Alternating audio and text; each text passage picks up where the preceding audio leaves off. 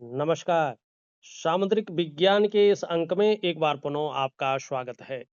एक सुंदर सी फीमेल हथेली, आप महिला जातिका हैं और आपकी रियल हथेली मेरे सामने विवेचना के लिए आ रखी है और आप 7 समुद्र पार रहते हैं।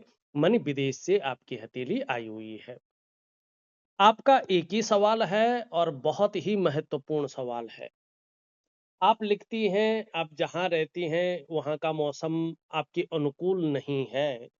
आपको दमा तो नहीं है, लेकिन दमा जैसा प्रॉब्लम आपको दिखाई दे रहा है।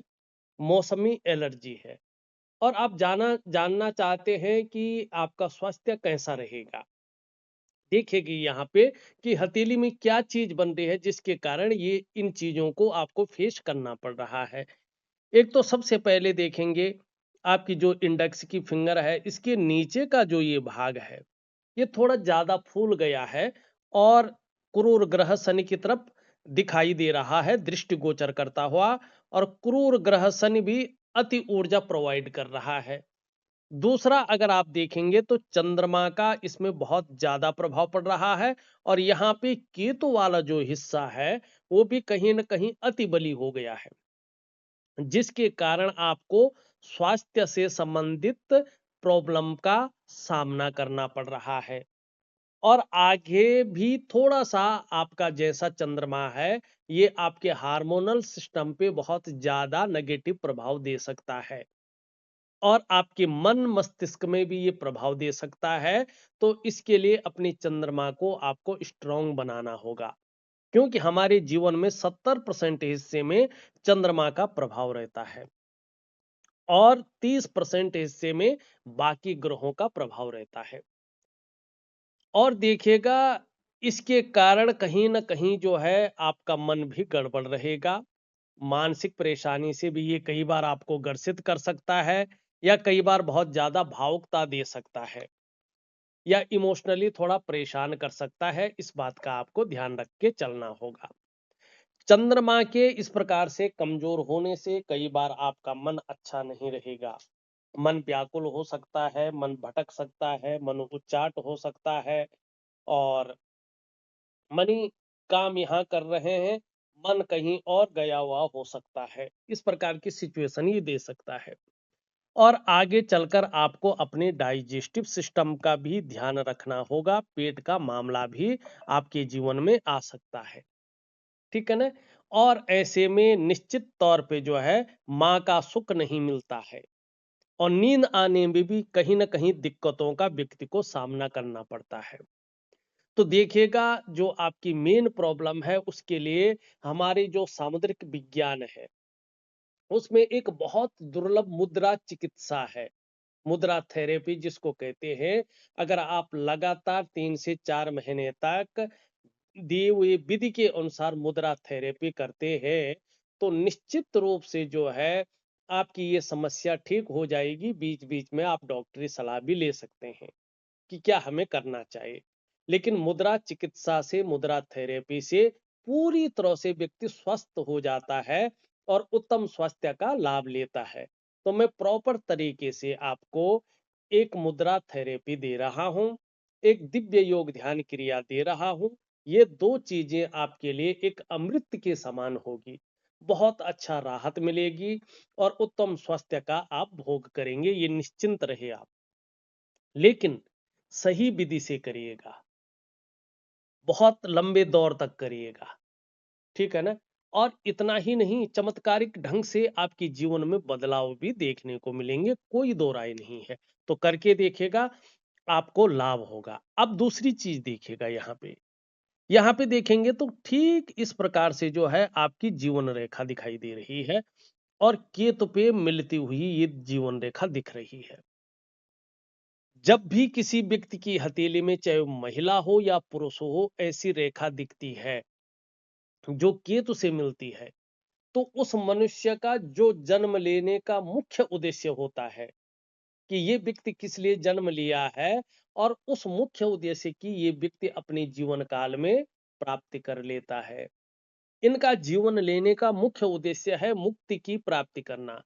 मन जन्म मरण से जो है गर्भ में रहो, फिर वहां नर्क के समान जीवन जियो, फिर बाहर आओ, इस मायावी दुनिया में जियो, फिर दोबारा जो है निर्वाण की प्राप्ति करो, फिर जो है जन जो है जन्म मरण के बंधन से ये मुक्ति की और ये जीवन इनको ले जा रहा है।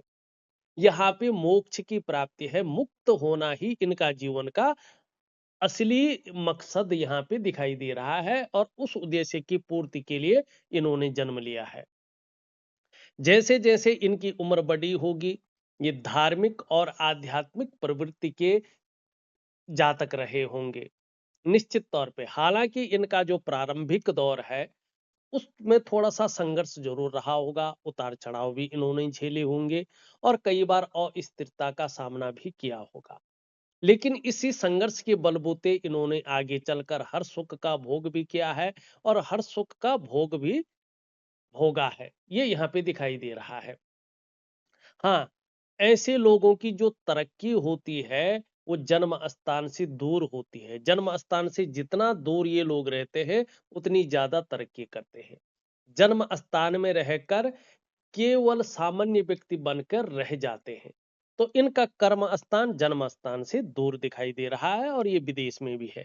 यहां से भी एक रेखा निकल रही है जो कहता है कि यात्राओं का इनको बहुत अच्छा लाभ मिला होगा, जिससे मन प्रसन्न रहा होगा और एक खुशनुमा माहौल बना रहा होगा।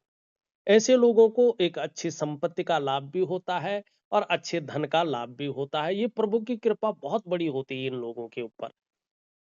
दूसरी बात देखेंगे तो इसमें वर्टिकल रेखाएं कुछ खास चीजें इनकी हथेली में है। शुक्र के पर्वत पे, वीनस के माउंट पे, शुक्र का पर्वत आप जानते हैं, शुक्र दैत्य गुरु है और भगवान शिव के परम शिष्य है। और इसमें वर्टिकल रेखाओं का होना, शुद्ध होना, ये बताता है कि कार्य के प्रति जुझारूपन इनके अंदर रहा है। जिस कार्य को ये हाथ में ले लेते थे, जब तक पूरा नहीं होता तब तक छोड़ते नहीं हैं। ये स्थितियां यहाँ पे स्पष्ट तरीके से दिखती हुई नजर आ रही है। मस्तिष्क रेखा भी इनकी अगर हम देखेंगे तो एक शानदार स्थिति में है। इनके जीवन में ये क्रिएटिविटी को जन्म दे रहा है।